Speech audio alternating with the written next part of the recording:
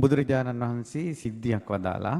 ඒ තමයි බුදුරජාණන් වහන්සේ වදාලා මේ දේශනාව තියෙන්නේ පුබ්බ නිමිත්ත කියලා. මේ දේශනාවේ තියෙනවා ඔන්න දෙවිවරු. දැන් ඔබ දෙවියන් ගැන අහලා තියෙනවා. ඔබ අහලා තියෙනවා මේ මිනිස්සු අතරින් මැරෙන අයගෙන් දිව්‍ය ලෝකෙ කොච්චර යනවද? දැන් උන අපි හිතමු මේ ලෝකේ ඉන්න මිනිස්සු ඔක්කොම මහ පොළොව වගේ කියමු. ඒ මිනිස්සු අතරින් කී දෙනෙක් දැන් දිව්‍ය ලෝක යනවද? මහ පොළොවෙන් නියසිලට පස් පිටක් ගත්තොත් ඒ වගේ. කෝටි 850 මහ පොළොවට සමාන කළොත් කෝටි 850 නියසිලට ගත්ත පස් පිට වගේ ප්‍රමාණයක් තමයි දෙවියන් අතර යන්නේ. ඒ දෙවිවරුන්ගෙන් චුත වෙන අයගෙනුන් ඒ සියලුම දෙවිවරු මහ පොළොව වගේ ගත්තොත් නියසිලට පස් පිටක් ගත්තොත් අන්න ඒ වගේ ප්‍රමාණයක් තමයි දෙවියන්ගෙනුත් චුත වෙලා ආයේ මනුස්ස ලෝකෙට හරි දිව්‍ය ලෝකෙට හරි යන්නේ. ඉතින් පින්වතුනි දෙවිවරුන් ආයුෂ ඉවරුනාම චුත වෙනවා.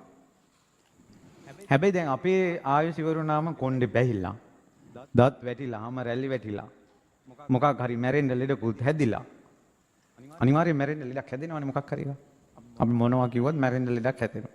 වයසට යනකල් හිටියොත් බාත් รู ම් එකේ හරි වැටෙනවා. පඩි පෙලකින් ඇවිල්ලා අතක් පයක් ඇල්ල එක්තැන් වෙනවා. අපි බලාපොරොත්තු වෙන්න ඕන එක පින්වතුනි. අපිට ඒක වෙනවා. ඔයා පුංචි කාලේ පුංචි ළමයෙක් වෙලා උඩු බැලිය අතට අම්මගෙන් කිරි බීලා බඩ ගගා හිටපු කාලයක් තිබ්බනේ. ඒ කාලේ ඔයාට පන්නන්න පුළුවන්ද? ඒ කාලේ අත් විඳලාමද ලොකු වෙන්නේ? අත් විඳලාමයි. පාසල් යන අවදියක් තිබ්බා. ඔක පිම්ම පනින්න විදිහක් තියනවද? ඒ කාලේ අත් විඳින්න වෙනවද? ඒකට මුහුණ දෙන්න වෙනවද? තරුණ අවදියක් තිබ්බා. විවාහ වෙන අවදියක් තිබ්බා. දරුමල්ලු ලබන අවදියක් තිබ්බා. ඒකට මුහුණ දෙන්න වෙනවා. ඔය වගේම තමයි මතක තියාගන්න. ඔයත් මමත් ඇඳට වැටෙන අවදියක් එනවා. පනින්න බෑ. කක්ක මුත්‍රා ගොඩේ ඉන්න වෙනවා. අනිත් මිනිස්සු කක්කා දීවි. හොඳ දරුවෝ හිටියොත් මල මුත්‍ර ඇදලා හැම වෙලාවෙම සුද්ධ කරයි. සමහර දරුවෝ මම දැක්ක දෙමව්පියන්ට උපස්ථාන කරනවා. අම්මලා ඇඳේම මල මුත්‍රා කරගන්නේ. නමුත් ඒ කාමරේට ගියාම මල මුත්‍රා ගඳක්වත් නැහැ. එච්චර දරුවෝ බලනවා. හැමෝටම එහෙම දරුවෝ ඉන්නවා කියලා නෑ.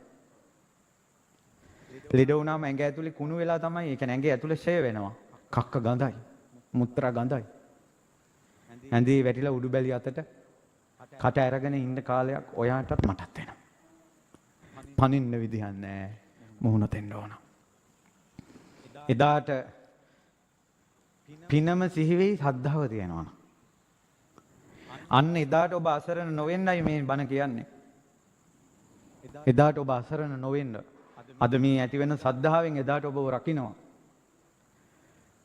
මනුස්ස ලෝකේ උපන් සත්වයාට මුහුණ දෙන දෙයක් විදිහට ලෙඩ ඇඳට වැටෙනවා. ශ්‍රද්ධාව විසින් ඔබ මැරුණ ගමන් දෙවියන් අතරට අරන් යනවා. ඒ වගකීම ශ්‍රද්ධාව ගන්නවා. ඔයා දෙවියන් අතරට ගෙනියන වගකීම ශ්‍රද්ධාව ගන්න. ඔයා ලෙඩ ඇඳට වට්ටවන වගකීම ඇඟ අරන් තියන්නේ දැන්. ඔයාගේ ඇඟ වගකීමක් අරන් තියෙනවා. උඹ ඕනම සෙල්ලමක් කරපන්, නටපන්, උඩ පැනපන්, දුවපන්. මං ඔයාව අනිවාර්යෙන් ඇඳේ හරහා වට්ටවනවා. උඹගේ ඇටකඩු ටික මම කඩනවා. මේ ඇඟ දැන් වගකීම අරන් තියෙන එක. උඹගේ කෙස් ටික පස්සවනවා, සුදු කරවනවා. දත් ටික වට්ටවනවා. හැම රැලි වඩනවා. අපි කිසිම නියෝගයක් නැතුව එයා යාගේ වගකීම කරනවානේ. මෙච්චර කාලයක් අපෙන් අහන්න නැතුව අපේ කෙස් පැහුණා. අපෙන් අහන්න නැතුව කුරුල්ලා හැදුණා. ගෙඩි හැදුණා, හොරි දද වන කුෂ්ඨ හැදුණා. හැම රැලි වැටුණා. දත් වැටුණා. අපෙන් අහන්නේවත් නැතුව. ඔයා මෙයා අපෙන් අහන්නේවත් නැතුව අපි ඇඳට දානවා. රෝද පුටුවට දානවා සුවර. 100ට කෝටියක් සුවර. ඊට වැඩිය මට සුවර. සද්ධාව විසින් ඔයා දෙව්ලොව අරන් යනවා. ඊටත් වඩා සුවර. ඒකේචි බුද්ධං සරණං ගතාසේ නතේ ගමිස්සන්ති අපායං. බුදුන් සරණ ගිය අය අපාය යන්නේ. පහය මානුසන්දේහං දේවකාය පරිපූර්ණසන්ති. දෙවියන් අතරට යන. දුවේ පුතේ, ඔයා මෙන්න මේ ශ්‍රද්ධාව කියන එක ඔයා ළඟට ගන්න. ශ්‍රද්ධාව ගන්න ඔයා ළඟට. ඔයාලගේ ඇඟ වගකින් අරන් ඒව කරනවා.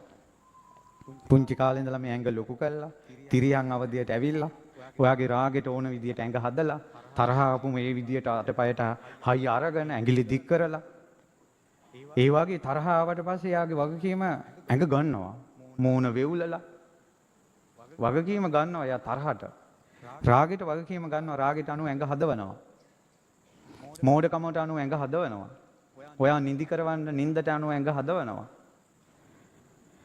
ඔයා සද්ධාව ඔයා තුල උපදවාගෙන තිබුණොත් එහෙම සද්ධාව තුලින් වගකීම ගන්නවා අනිවාර්යයෙන්ම ඔයාව සුගතියටත් නිවනටත් අරන් යන්න.